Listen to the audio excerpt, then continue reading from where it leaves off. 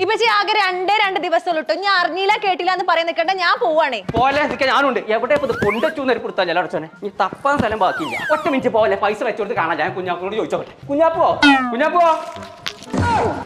ഉറങ്ങാണ് ഇത്ര നേരമായിട്ടും. ഞാനും അവൾക്കൊക്കെ മാറ്റി ഞങ്ങൾ പോവാണ്. ഇത് പോരെ നീച്ച ഇതിന്റെ പൈസ കണ്ടീന്നോ?